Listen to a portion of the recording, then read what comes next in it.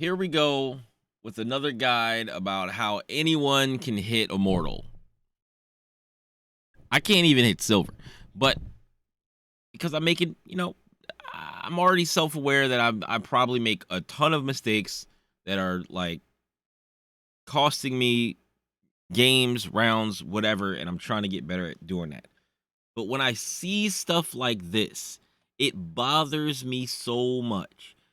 Now, I only watched the first like minute or so of the video, maybe like first 2-3 minutes of the video. I didn't watch the whole thing yet.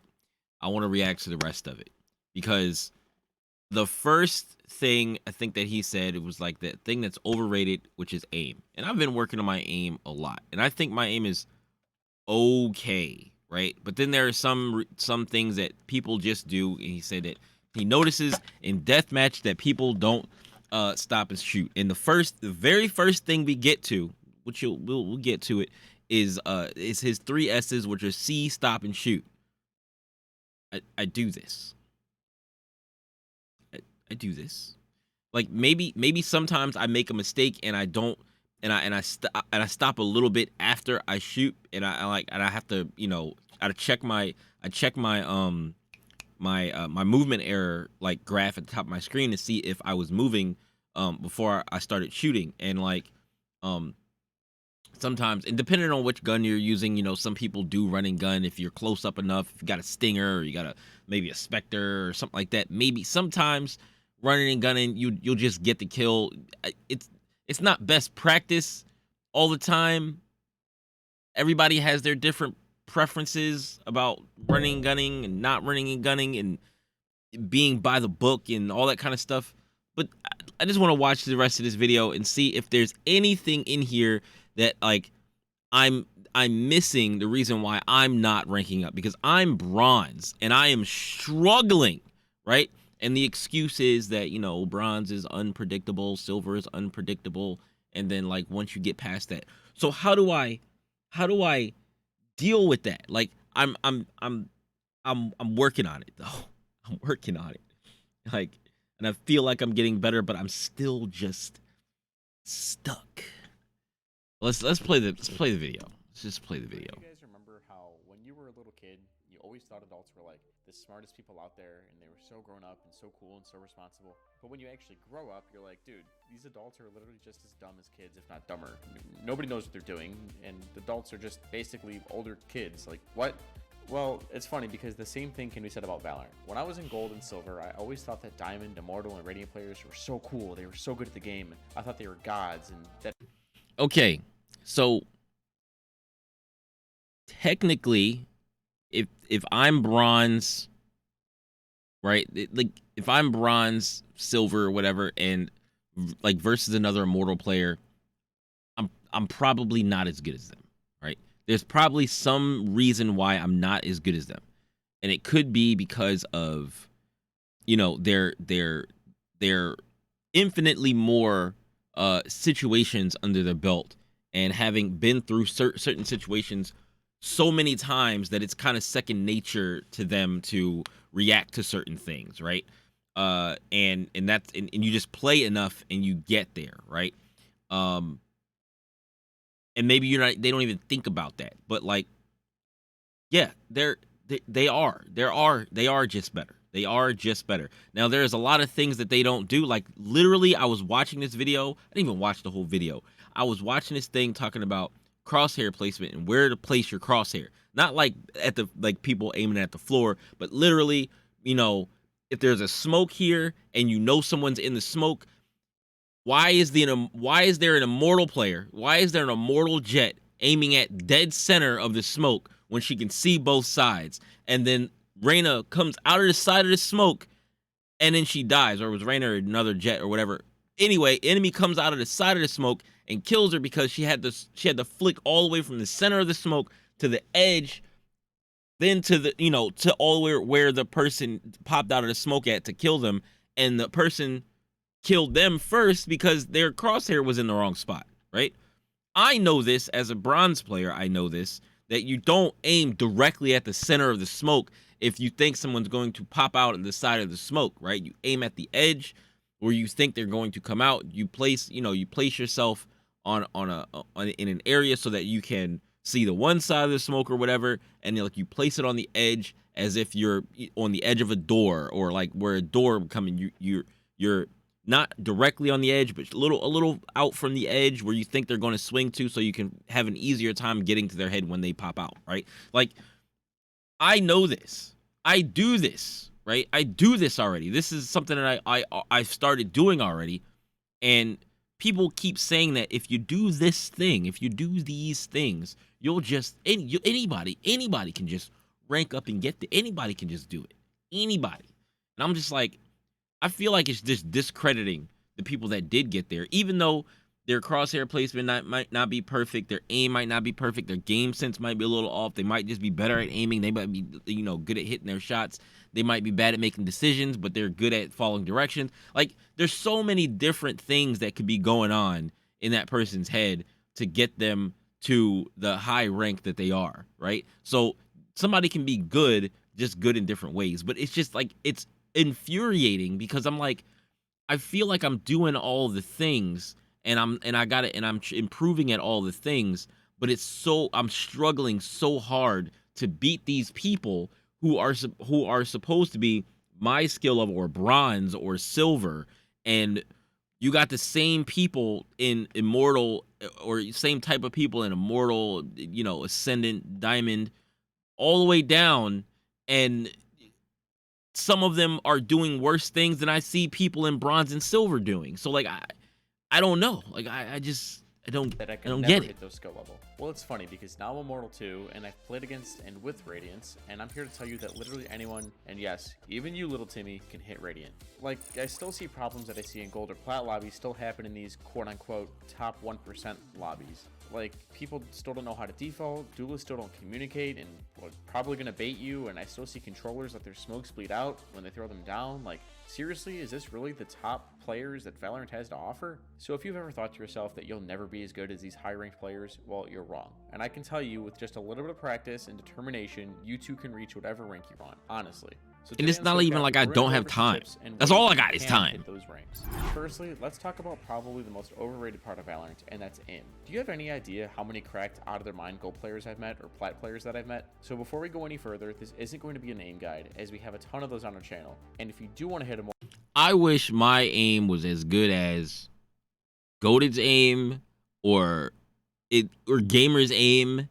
Like, I feel like Gamer's aim, like, if you watch my streams, if you're there frequently, you know who Gamer is, you know who Goated is. But like, recently, Gamer's aim has been improved a lot since I last played with him and he started playing with me again. And like, his aim is really good. Like, his aim is really good. Goated's aim is off the charts sometimes when I'm watching him, and he's like, peeking corners, and he just, I don't know, he just got it. He just got it right now. His shots look so clean. Like, and I'm like trying to get to that point. And I guess I just need to play even more. I need to focus on, I don't know, man. I don't know. I don't know where to look. I don't know how to deal with my teammates that decide they want to basically run it down, and like I end up being bottom frag. It's like my team's getting kills, but then they leave me last alive, and I suck at clutching. Like, I don't know. I don't know what to do. You don't need to have out of this world tens like aim. But that doesn't mean we shouldn't talk about it. So one quick tip that I want to go over is something that I use a lot, and that's the 3 S's: see, stop, and shoot. And those are kind of the basics. When I'm in a deathmatch, I notice all the time that people are starting to spray before they're even on their target and rely on their flicks to get the kill. And people are building bad habits. So if you want to start improving your aim, one small thing to remember is to see, stop, and shoot. So go into a deathmatch, practice holding your crosshair at head level, and do what I said: see, stop, shoot. See, stop, and shoot. And this may sound pretty simple, but it's pretty important. When you see somebody, you need to stop all character movements, make sure your crosshair's on their head, and then shoot. This may take a bit of practice, and you probably are going to be slow at first, and that's fine. It's just a deathmatch. It's okay if you lose. But by doing this... But I can't even focus on that most of the time, because you're nonstop getting shot in the back of the head. You're really trying to focus on it. That's what's annoying about deathmatch, is that there are too many people in deathmatch. I'm gonna say this repeatedly over and over again. I never ever stop talking about it. There are too many people in deathmatch, especially on smaller maps. The maps were not made for 12 people to be on the map. If you have to ask me, the maps were not made for 12 people free for all to be on the map. They were made for 10 people. 10 people to be on the map. I had to think. There was like, there are 5 people in the team, right? 5 people, not 6. So yeah, there are 5 people on each team. There's 10 people on the map, and it's two-sided, right? So if you reduce it by 2 people and make it so that the spawns, when you die on one side of the map, you spawn on the other side of the map, at least you'd spawn, if you do spawn near someone, you don't spawn near someone that just fought you.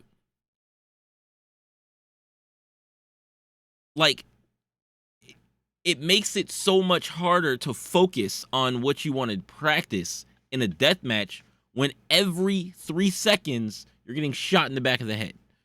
Like, you're getting timinged like 3 and 4 seconds. It's like and it's not like you can't really gauge that. Like, you just have to get lucky where you see someone, you kill them, you turn around, you might see someone else, you kill them, you turn around, like, that's how like 6Ks happen and shit, right? Like, sometimes in death matches I'll get 6Ks, right? Other times in death matches I'll get shot in the back of the head 6 times before I see anybody. Like, I'll be looking one way, I'm walking, I'll even walk. Like, I'll walk, I don't even run sometimes, because I'm like trying to avoid getting shot in the back of the head before I see anyone.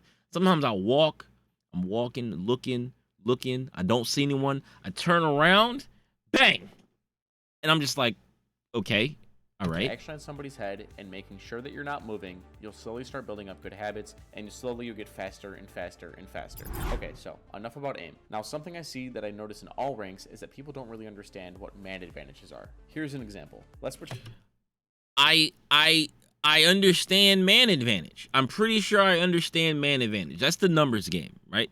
So you say, for instance, I don't know, we get a kill, right? We get a kill, it's 4v5, right? Or if we enter site, right? We enter site and there's probably 3, let's say we're playing on Ascent, right? And there's somebody in market, there's somebody CT, and maybe somebody on site, maybe. Or there might be somebody holding this door right here. There might be somebody in market and somebody CT. Or there might only be 2 people. There might be somebody in market and there's somebody holding the door close on the other side, right? With the shorty or whatever. They're just holding back here close to sight, so if somebody swings, they can drop down. Or like just different things like that. Maybe 2 or 3 people holding the site. So then when you come in here, right? First of all, everybody just decides to run. I just stop caring about it. Sometimes I'll tell people to walk. Sometimes I'll just go with whatever they decide they want to do, right? So if they want to go loud, which is stupid if you go loud more often than not, because now they hear all of your footsteps. They call the rest of the people. Oh yeah, they're all here. I'd hear all their footsteps. They're all here. And then they start rotating over, right? Most people start rotating over. Maybe somebody hangs back a little bit in case somebody else, like they make a quick rotate or something like that. Maybe. But like most of the time, if it's all 5 people in B main, right? And then like you decide, okay, we're going to smoke market, we're going to smoke CT, we're going to flash out of the door, we're going to move into site. Maybe somebody goes to close door and then like we make sure nobody's in workshop, right? And then like kill whoever's in workshop. If there's somebody there, close door, go to site, and like we get on site as a 5-man team, and then we maybe kill somebody in the process, or like kill 2 people in the process. We're 5 people on site and they have to retake with 3 people, right? We have the advantage. We can trade each other and they can't win if we just trade each other out, right? So like if you play together, you can just win. But like people don't even want to do that, and that doesn't even require you to have really good aim. It doesn't really require you to have like amazing aim, because like maybe the person who died got some damage on that person, and you can just swing them immediately because now they're either low on bullets, their recoil is out of control because they're spraying or something like that, or whatever the case may be. Like it doesn't make any sense to me how you could not know this and you be a higher rank. Like it doesn't make any sense to me. Pretend you're playing KO on Ascent and you're fighting for main control. You hear someone walk in, you pop flash a person and get a kill, but then you hear another guy running to trade him out. Keep in mind that you're playing by yourself. Should you repick and try to kill this guy? While the answer may seem obvious, it really isn't a lot to a lot of people in this situation. You just got a kill, you just rolled somebody with your flash, and they're probably wanting to throw their monitor out the window, and you're probably feeling pretty good about yourself, right? Well, in this situation, you should relax, fall back, and set up a crossfire with your teammate. Yes! Setting up crossfires is so important and such easy way to get kills. The easiest way to get kills. And people just don't want to do it. People don't want to do it. Like they don't know what it is, or I don't understand how you could not know what it is. Like on Ascent. No, excuse me. Yeah, this is Ascent, right? This is Ascent. No, this is not Ascent. This is Haven. On Haven, right? On A site, on Haven, right? That back door where people come in at, like right below where Heaven is, you know, that back door where you can hold a cross. There will be one person left. We'll know that they're back there. The time will be running down, and they don't have any time. They have to come in here to plant. So they have to swing this, right? All you got to do is hold a cross. The worst in some, if we have 3 people left, let's say we got 3 people left. Let's say 2 of us died. There's 1 person left, 3 people left, and they have to clutch up against us. 3 people. 2 people hold cross on the door, and somebody hold Heaven. The person that is in the corner, like that can see Heaven, they can trade out the person that's watching Heaven, that's holding Heaven, right? If the person is holding Heaven, the person in the corner, they can see Heaven. So if for whatever reason a person doesn't come through the door to get traded, basically, right, or to get killed because of the crossfire, if they don't and they decide to go Heaven and try to look down and see if anybody's there, say for instance they do kill that person, this person can swing and try to kill them. Even if this person in the corner gets a couple of hits and gets killed, the other person can then swing out and kill that person and trade, right? Like it's so easy. It's just makes sense if you just pay attention. It happens we play the same sites and the same maps over and over and over again, hundreds of times, and people still don't get it, but they're higher rank. I don't get it. I don't understand. They just run it down. I don't want to run it down. I want to play the game correctly, but do I have to run it down in bronze? Is that what I just have to do? Do I have to just run it down until I get lucky enough to make the right plays by accident? Just because they're doing so much random stuff? This turned into a rant video, but I don't care.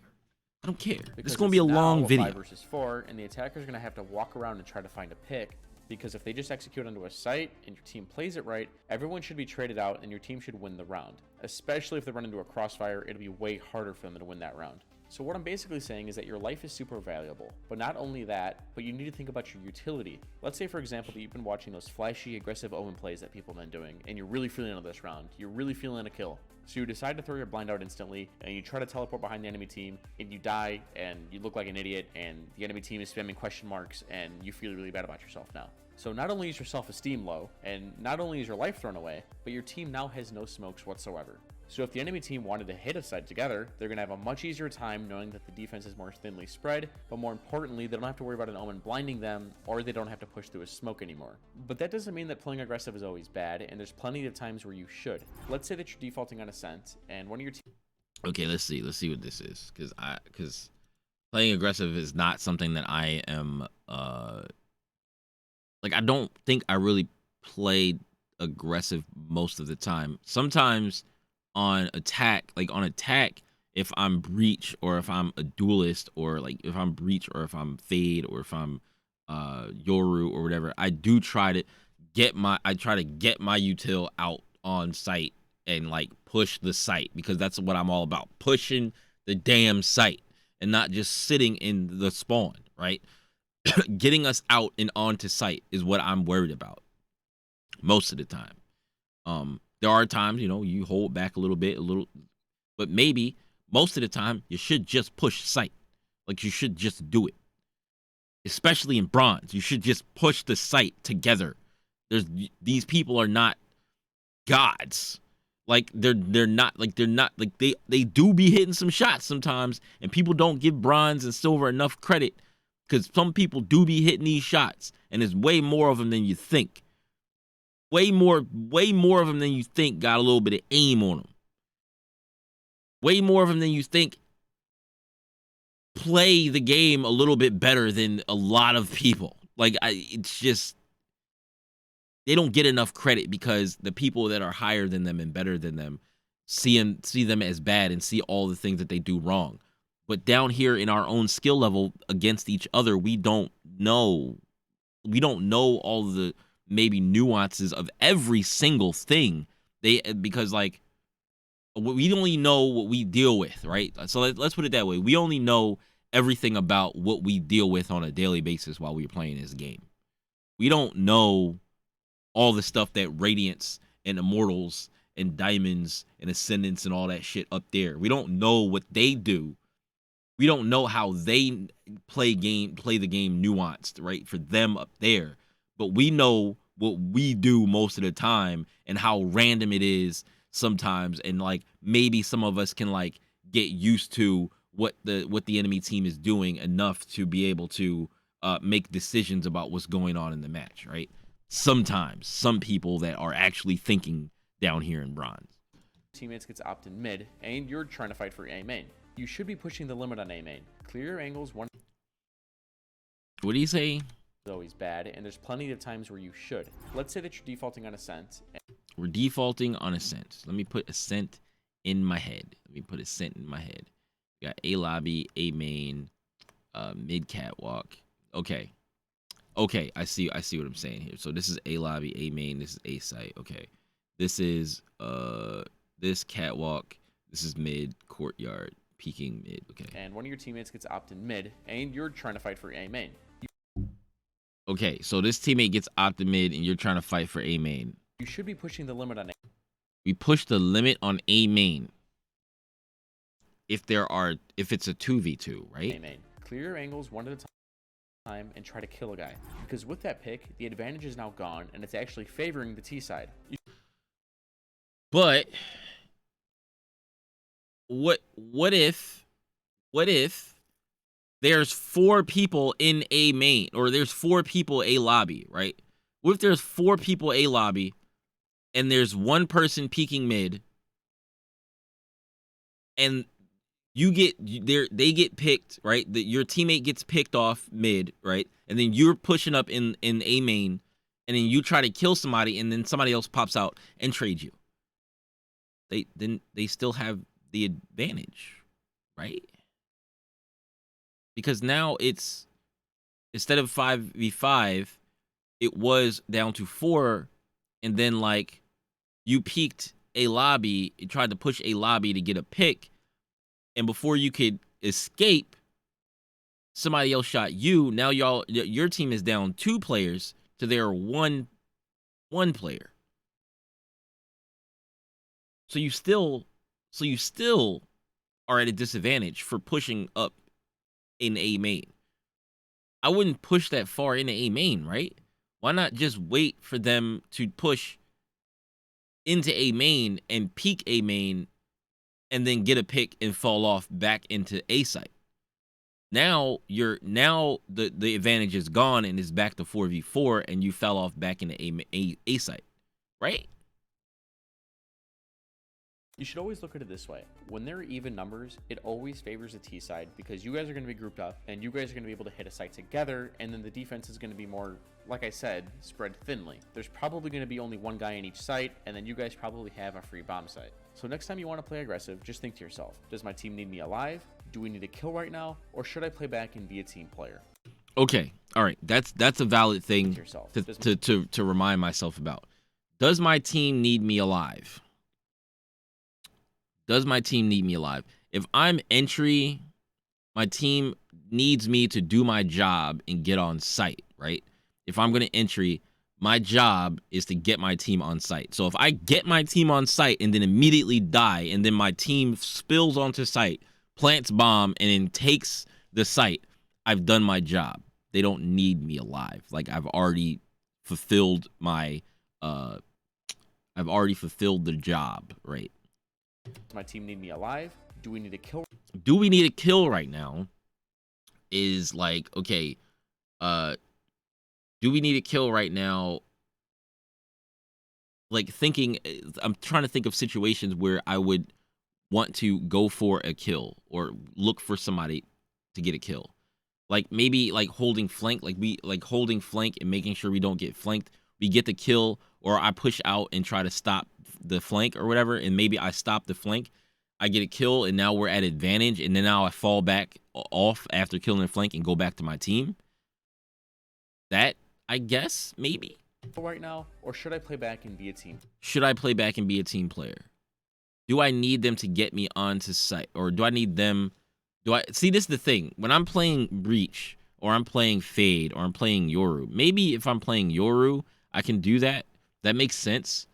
I see why, it's good to lurk with maybe Yoru, because I heard people say that. I don't know if that's a thing that, like, actually a thing that's better to do with him, because you could set a TP, you can go try to see if anybody's on flank. If you stop the flank, get the kill, you teleport back to your team faster than like walking back. So it's like you're in two places at once, and while they're pushing, you kill the flank, teleport back to your team, you push on the site. It's 5v4. Maybe we get on site, one of us gets traded, now it's 4v3. Like, you know what I'm saying? Like, so like, or we get the trade or whatever, you know what I'm saying? Like, it maybe that's, I just have to think more about these decisions, right? That immortal or radiant rank. Not even trying to push immortal or radiant. I'm just trying to get back to silver, and then maybe gold, maybe. But first I got to get to silver 3, because my peak was silver 2. So my first goal in breaking my rank, like, career record, is to get silver 3.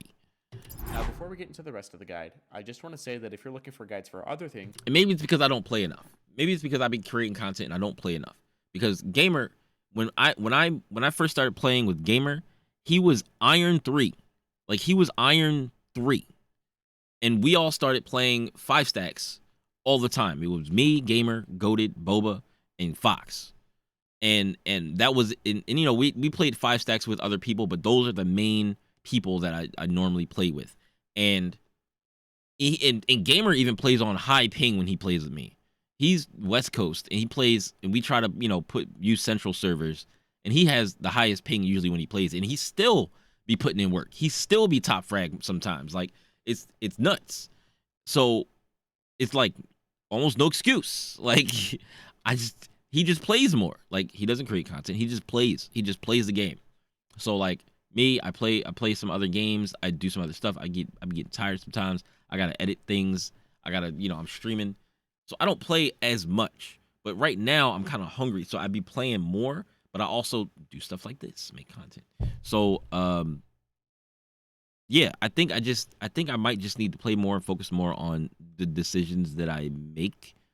And I usually try to stay alive longer to be more valuable. That's like the other thing. Like, I do want to get the frags, but I also want to get the frags to stay alive, because that's more valuable than getting the frag and dying, right? So that's what I be thinking about. You can skip the skill capped ad. People like this don't understand how important it is to talk to people in this game, and for some reason, it's usually the duelists who do this. And the thing is that if you're not communicating, the enemy team probably is. So why put yourself at a disadvantage by not talking to people? Yep. Yes, it can be awkward at first, but once you get the ball rolling, it just makes... So the thing about talking to people, right? I normally will talk to people, right? I normally will talk to people.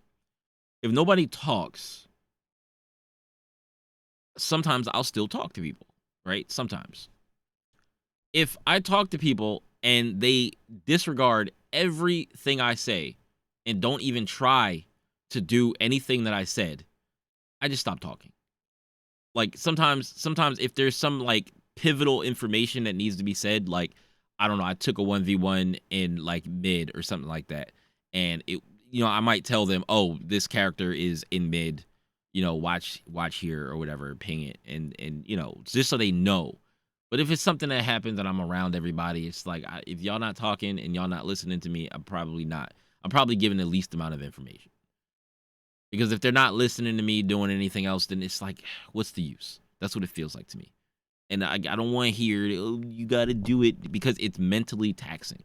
I will be able to play less games if I stress myself out by trying to get these people to listen.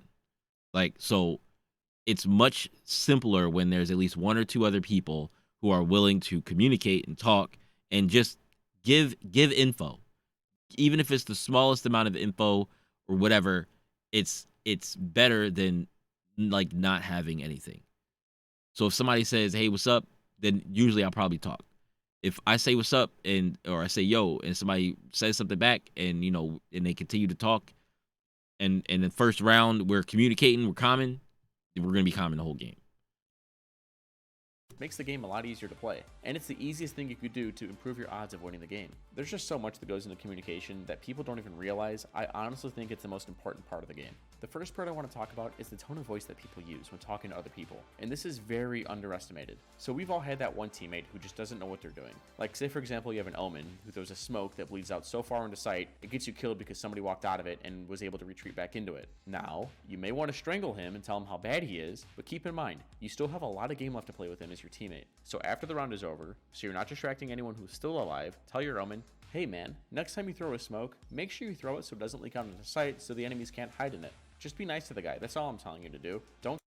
But see, the thing about that is, even if you do that, even if you take the time to be nice to him and try to give it to him in a nice tone of voice, people still take it negatively. Like, people still take it negatively. I was literally bottom frag. I was bottom frag. I was 4-11, right? And I was on ascent on in tree, right? I was on ascent in tree. My Omen was right outside of tree on cat, like right outside the door. There was the enemy Omen. Well, I wasn't like in tree, but I was like on, like in that one part, like in the right at the, like where you come out of the window. There's like window, and you drop down 2 steps, and then you're right at the door in that, right behind that thing. And then like there's another door right across from that. So we were outside of those doors, and there was an Omen in tree by the closed door, but the door was broken. So he was there. I knew he was there. That Omen had saw me already, and I asked my Omen, I said, can you swing him? Can you swing him with me so we can kill him? My Omen screams at me into the mic, shut up, you're 4-11. Shut up. And I'm like, dude, what is wrong with you? All I did was ask you to swing him with me so we can kill him. Like, I was confused and flabbergasted that I was literally like, yo, can you swing him with me? So can you swing him with me? Omen, can you swing him? And then he was like, and he screamed at me to shut up. Like, shut the F up. You're 4-11. And I'm like, this is why a lot of people don't talk to people on the mic, because they're not confident enough to talk to people and trust that when they say something, they're not going to get like shit on for like not doing well in the game. And then girls, they have a whole nother problem that guys just talk shit to them for no reason. Like, it's absurd. Like, guys will just talk shit to them for no reason. I guess some guys think that it's a joke to do the whole, oh, be mean to girls thing, but it's just fucked up. So like, they got that to deal with. People that are not confident got the other thing to deal with on top of that. So it's just like, no wonder why people don't talk in the mic. You got to have some confidence to talk to people on the mic. So like, everybody doesn't have that. Some people just want to play the game. Some people do want to play the game when they want to rank up, and they just got to do it without comms, and it's harder. And they just type or they ping, and that's not the preferred way to do it, to just type or just ping. But like my hierarchy, like top tier is talking, and then comes pings for me, and then it's typing. Because like typing is the slowest form of communication in the game. If you're talking and pinging, you're an S tier teammate. If you're typing and pinging, you're B tier teammate. If you're typing, you're a C tier teammate, and if you're not saying anything at all at the time, you're probably a D tier teammate, whatever. You know, like that's kind of like my tiers for like communication in the game. Don't tell him that he's stealing your elo. Don't tell him that he's throwing the game. Just tell him, hey man, make sure you're throwing your smokes correctly, and we'll win more. You have no idea how many times I've seen teammates blow up on each other over stupid small things. And then what happens is one loss turns into 13. Bad smoke. I've learned all of these things through playing a bunch of agents. And people are like, you should stick to one agent or two. Excuse me. You should stick to one or two. You should stick to one or two roles, because if you play all the roles, it's not going to be really good. No, people who play, if you play all the roles and you learn nothing from playing the roles, then yeah, don't play all the roles. Stick to one. If you can't understand how to do the basic things with each type of role, then like, yeah, stick to one or two roles. But like I played like one role for an entire act and then switched to like another role for an entire act, or one or two roles for an entire act, to play through that and like learn how to play that role, right? So like I played Yoru, I played Fade, and so I played like Duelist and Initiator, right? And then after that I played Smokes and Sentinels the next act. So it was like I had Astra that I was playing the entire act, but then sometimes we would already have like one smoker, maybe we had two smokers already. So I'm like, I'm not gonna play Astra. I'll play Chamber. So I played Chamber, and then like so I started to learn where to put my trips and all that kind of stuff, and you know, since I was getting okay at opping, then I was like, all right, well I can use his ult and I'll be able to actually hit shots and bring value to the fucking team. So like it's like I feel like I'm doing all the things, and I'm definitely not like bronze tier when it comes to like knowing things about the game and how I play the game. I feel like I'm not bronze, but I'm just struggling to understand what I should be doing in this rank to get out. Because like normally I like being low man, being the bottom frag hurts me being able to communicate with people or hurts me being able to like IGL when I think I really can, because number one, it does kind of hurt your self-esteem when you're low frag, because if you don't have somebody talking to you the whole time to understand how your team, the vibe of your team, if the vibe of my team is, you know, we just want to win and we're communicating and I'm bottom frag and it doesn't matter to them, then great. But if I'm bottom frag and my team is like pissed off, I can't talk. Because if your team is mad and upset that we're doing bad, and then I'm the bottom frag and I try to, you know, say anything like, all right, well, hey, let's try this, blah, blah, blah, blah, those people will snap on you and basically tell you to shut up because you're bottom frag and you don't know what you're doing and you're trash at the game. Like, they will do that. They'll just be toxic to you because you're trying to help and you're bottom frag. Or you're low man, or you're negative, or you're bottom two frag. Like it's so, you gotta read the room before you try to IGL or you try to do anything or say anything or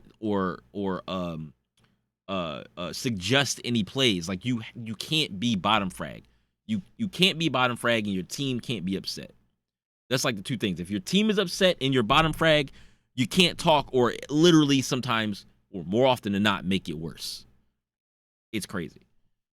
Everyone's calling each other names. People are yelling. People are dropping F-bombs on each other. People are saying racist things. It just turns into a mess. And he ain't lying, man. That's literally he ain't lying. So another part of communication that kind of bleeds into another topic is called utility usage and combinations. I've talked about this before, but the thing that makes Valorant so cool is the amount of cool things that you can do if you combine your team's utility together to make a cool play.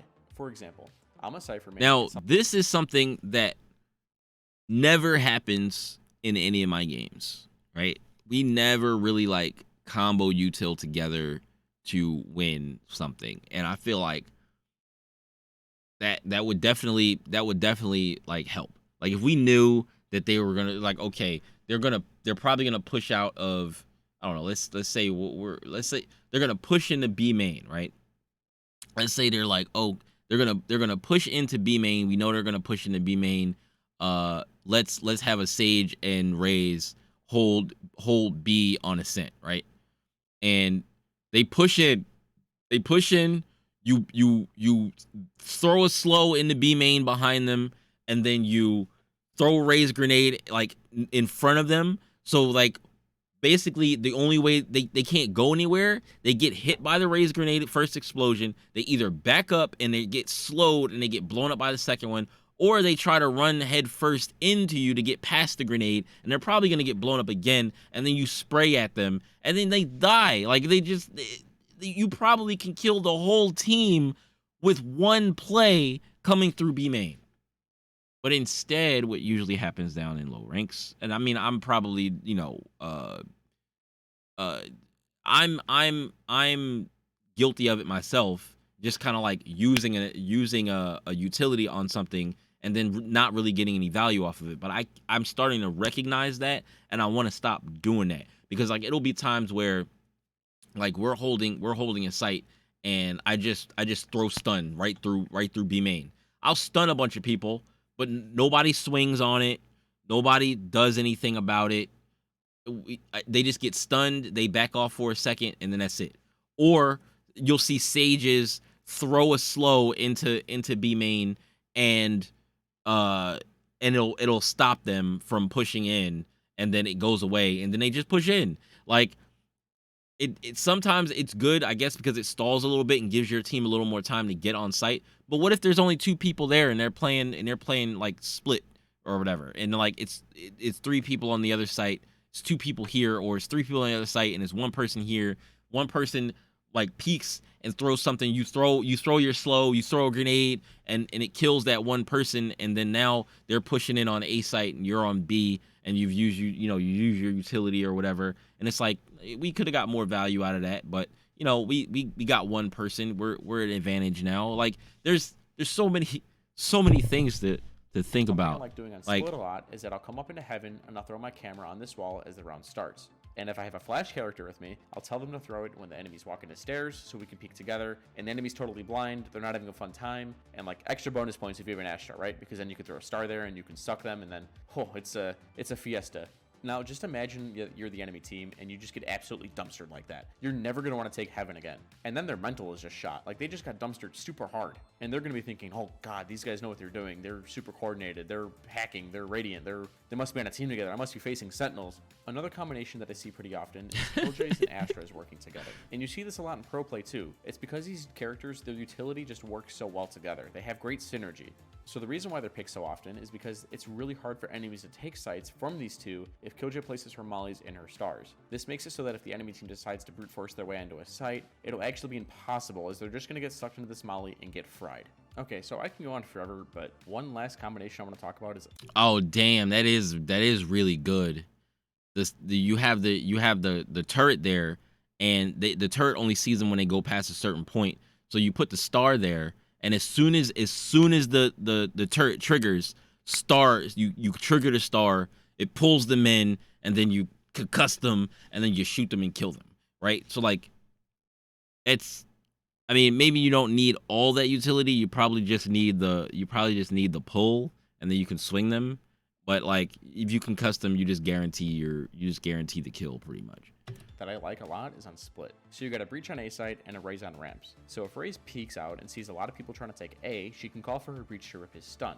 After he does that, she throws her grenade, and it just obliterates the enemy team. You're probably getting like 2 or 3 kills, and they're probably super tilted. But like, the cool thing about all of this is that none of this happens if you don't communicate with your team. And it just makes Valorant so much more fun if you do. Now, something I want to talk about briefly is the amount of noise that people make when doing things. And this is, again, something that's super underestimated that people don't really think about. Let me give you another example. I might start playing Raze. And your team is charging into A site like a stampede of rhinos, and all of you get stopped by a Raze grenade. And then everyone just stands in A main looking at each other like, so now what? And you got a couple duelists trying to take peeks onto A site, but it's really not working because the smoke just came down. Well, I'm going to tell you your options. You can either, 1, cut all noise, and I mean all noise, like don't run away and rotate out, and maybe leave a guy there to lurk around. And I just see a lot of people mess this up. Why does everyone want to run away from sight? Like, everyone can hear you sprint away. All you're doing is telling the enemy team that you're leaving. But if you all shift walk away, the enemy team is going to have no idea whether you're there or not. And if you keep a lurker there and they throw like a Sova arrow or a Skydog or something, they can shoot it out, and then the enemy team is still going to think that you're there. So by not making any noise, you can play a ton of mind games with the enemy team. And now your second option, This is facts. pretty obvious. This is It's facts. to cut all noise, wait for some time, and re-hit the site. Now this option is way easier if you don't have a 5-push happening. Think about it. If you got 4 people trying to hit a site, but if you're stopped, you can have your 5th person try to make some noise, maybe kill somebody that's trying to flank, maybe make some footsteps, grab an orb, or just do something to bait off some rotates for your team. This is even better if you have one of your original 4 people rotate off to help that 5th person make some noise. This might get a little confusing, but let's say you have your Cypher looking on B main, and your team Sky or Sova rotate off of A to blast an arrow onto B site, or throw a flash, or maybe use her dog, and maybe even have your Omen send them a smoke, and then maybe even the B main players can spray out of it.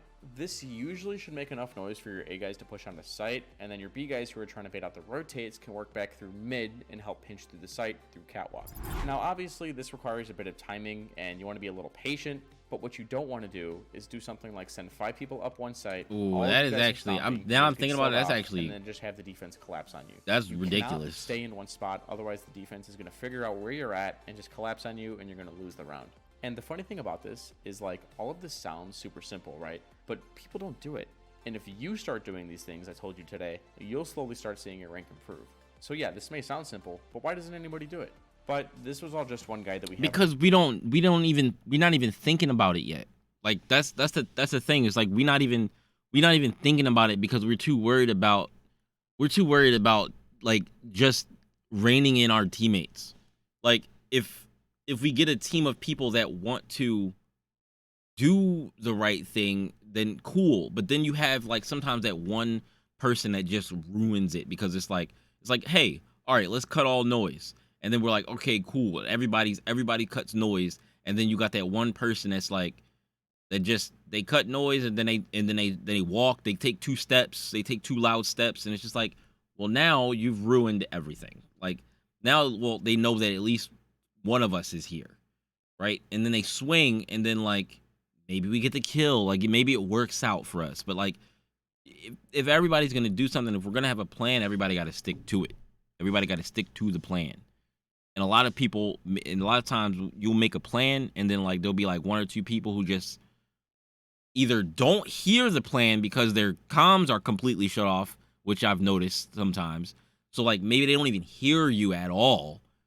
So like you're trying to comm with people and then they don't hear you, so they don't do the plan at all. And then like they just throw the match. Like that's the other problem. You have to be aware of if your other teammate can actually hear you. Because if they can't hear you, none of your plans will ever work.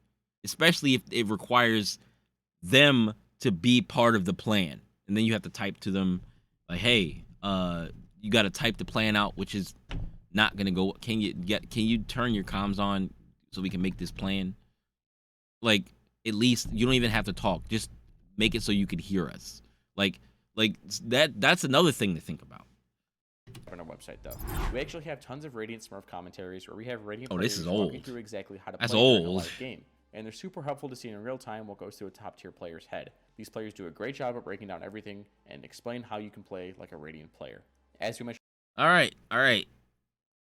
I mean, I honestly doubt that they break down everything because I mean 90% of the stuff, probably 95, 99% of the stuff I see on tips on Valorant is always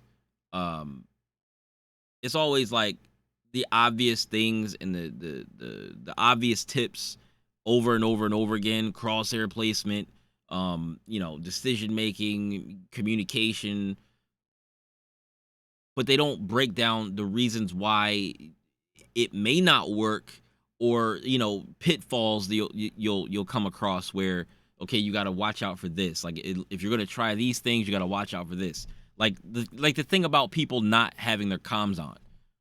Like if you're making a plan and one of your teammates can't hear you and you don't know that, none of your plans will work. None of your plans will work. So you unless and when you realize that, then it's like, okay, now I tell you, okay, Brandon, can you go to a B site or whatever? And sometimes you won't even know they can't hear you. Like you won't even know they can't hear you because they might just your plan might be for two of your people to go to B site and three of you to stay A, and you'll send the other two B site, and the other person that can't hear you'll just stay there anyway. Like there's just random stuff like that that happens. Is it all the time? Is it a majority of the time? No, it's not. But like these are things that can happen that you got to be aware of. Um, yeah, there's just a ton of stuff, a ton of little nuances about all of the obvious things that people tell you and talk about. But this was informative. I did get something out of this video. So, not a lot of the times now I can't say that about some stuff. I do watch a lot of coaching videos though, so I try to take a lot of stuff from the coaching videos that I can, or as much from the coaching videos as I can to improve my own gameplay, and then like eventually go into matches and try my hardest to implement at least one thing in one game somewhere. But yeah.